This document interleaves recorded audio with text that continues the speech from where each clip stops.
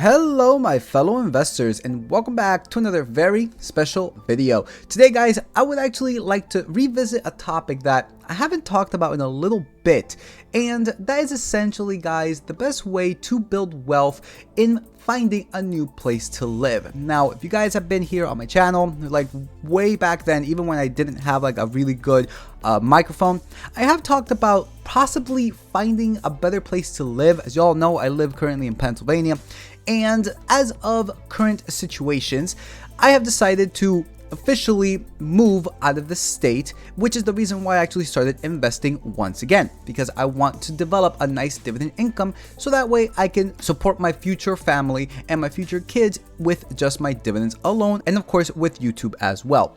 And I've made a video on this before in the past saying that my favorite state, and this still holds today guys, my favorite state today, it is none other than Wyoming, for several reasons. If you guys would like to know those reasons, please go on that video.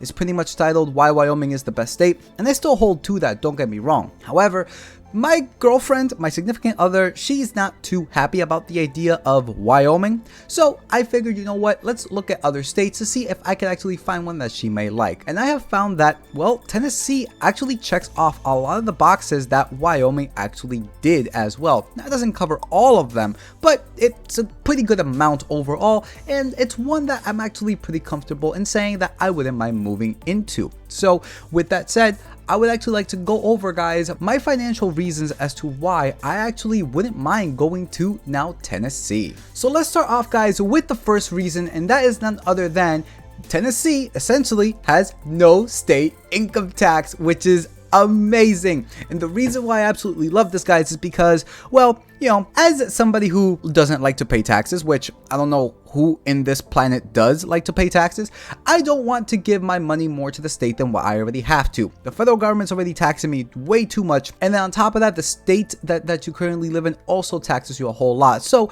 my overall goal is to move to a state that pays very, very tiny income tax. Like for example, in Pennsylvania doesn't have a pretty bad income tax rate at only 3.07%. However guys, now that I've actually decided to move, I would actually like to better my life in this way and get more of my money back, and that's why Tennessee, just like Wyoming, I am considering because of the fact that they do not have a state income tax. And not only that guys, mixing this with a dividend income strategy pretty much solidifies that you don't really pay any taxes. Now Tennessee is not a state like for example New Hampshire, which you can clearly see right here.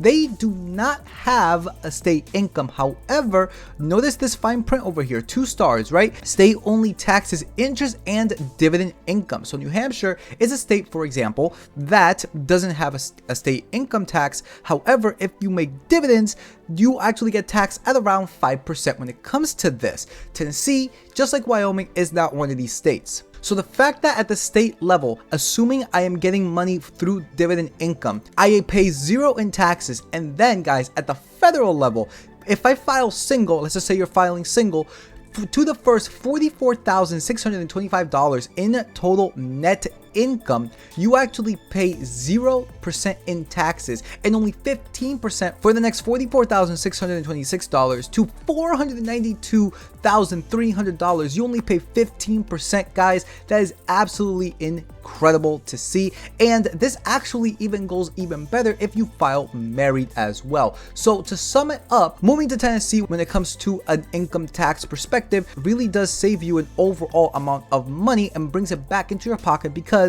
you are essentially being taxed significantly less if you take a dividend perspective approach. And even if you don't, the fact of the matter is that you just have an entire entity that isn't taxing you, on top of having both the state and the federal government taxing you at the same time. Now my second reason as to why I actually really do like Tennessee as well guys is, well, the property taxes. Property taxes are a pretty big deal to most people if you want to own a house, which, let's face it, I don't know who wouldn't want to own a house down the line in their life. And believe it or not, this is actually one of the reasons why a lot of people love Texas, for the fact that they don't have an income tax. However, their property taxes are off the charts. Now, when it comes to Tennessee, they actually rank very, very low with only a 0.71% property tax. And not only that, guys, their median home value, it is only $304,000. Now, that doesn't seem too good, right? $304,000, you're like, oh my God, that's a lot.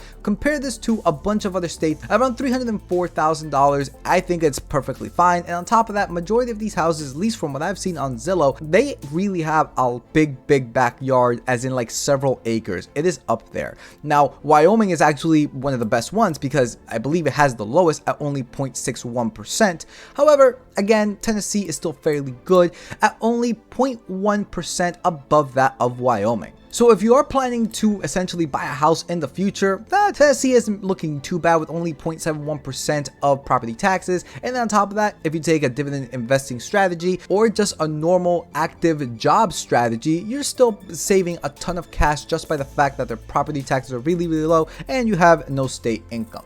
And now, guys, the last reason is the overall tax burden of the state, which is something that actually one of my friends told me about, and I was just like, I don't even know what this is, but he was just like, yes, you want to take a look at the overall tax burden because, well, this essentially sums up all of the taxes and compares it essentially to all other 50 states. And Tennessee actually is ranked, guys, as number 3 for the lowest tax burden of the entire United States. The only two that beats it is Alaska at number 1 and Wyoming at number 2. Now you understand why I really like Wyoming. And by the way, this difference is only by 0.1%. Wyoming is only 7.5, whereas Tennessee is only 7.6. So that really isn't too much of a difference in my personal opinion. Compare this to like Pennsylvania, which has a 10.6% overall tax burden, which is just absolutely insane. And even states like, for example, Texas, they're at 8.6% and Florida at 9.1%. So yeah, guys, overall, Tennessee's looking very solid, at least when it comes to a tax perspective.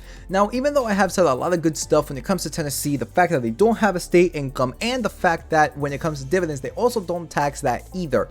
The property taxes are one of the lowest in the state. And on top of that, they have one of the lowest overall tax burdens, guys. I can't just say good things about a state. We also have to take a look at the bad parts as well. And one of the big bad parts is, well, essentially that their sales tax is fairly high. As you can clearly see, we have a map here of the state, and majority of the counties, they actually have a really high sales tax of 9.75%, with the lowest sales tax being 8.5%. Obviously, this includes local taxes as well as state taxes, but the overall sales tax in the entire state, guys, is 7%, which is a little bit on the high side, guys, in comparison to all other states. As you can clearly see, Tennessee is one of the highest states, with it being dark blue on this map at 9.55% for local and state taxes when it comes to sales. Now compare this to Wyoming, right? It's still, Wyoming is like one of the best ones. So ranked number 44 with only a 5.22% on local and state sales taxes. However, guys, the fact of the matter is that when it comes to this kind of tax advantage, the way that I see it is, guys, is that you're saving money on income tax, not only on state taxes but also federal taxes if, again, you do a dividend investing strategy. You also have really low property taxes, and you have an overall tax burden which is really low. The fact of the matter is that if you end up paying a little bit more for things you buy, you know, that's not really going to break the bank. I mean, how often are you going to buy a new TV, right? That's kind of the way that I see it, is that when it comes to sales taxes, I actually do not mind paying a little bit more if it means that my income taxes is essentially zero, because at the end of the day, the money that you get through your paycheck, it is significantly more than the money that you pay on like a new TV. So let me actually show all of you guys exactly what I mean by this. So let's just say that you have an overall tax, guys, of 5%. And let's say that you make an income of $5,725 and you buy something that is worth like $1,000, right? So let's say that this 5% is based off of the income tax. So 5% income tax at $5,725, which by the way, it is the average US income monthly. This is a tax, guys, of $286.25 based on the income tax. Now, this is only taking the state income tax. This isn't also taking into account the federal as well. And now actually doing this 5% as well to now a sales of $1,000. This is only a tax, guys, of $50. And you guys probably say, well, in both scenarios, you're still paying. So that's kind of, bad regardless.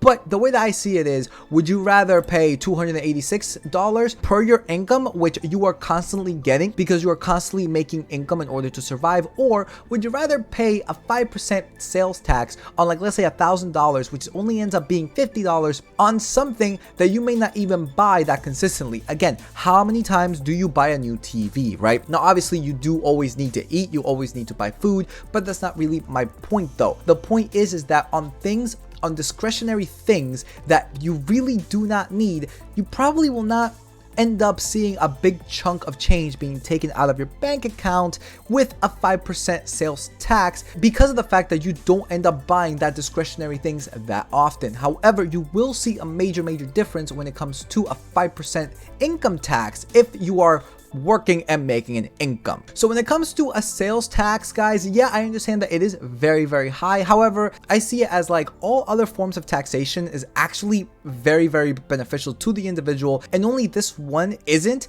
I see it as like a compromise in a way, so I really don't see it as a bad thing. So that pretty much does it for what I want to talk about in this video, guys. I mentioned that Wyoming is my favorite, and again, it's still my #1, but because of my girlfriend, I decided to take a look at other states to give her another option. And I personally like Tennessee. It's looking really nice when it comes to a financial standpoint. But yeah, guys, that pretty much does it for this video. Like if you like, comment, subscribe. It really does help with the algorithm on YouTube. You guys can follow me on my YouTube sites. Link in the description below. So with that said, peace out, and I will see you all in the next video.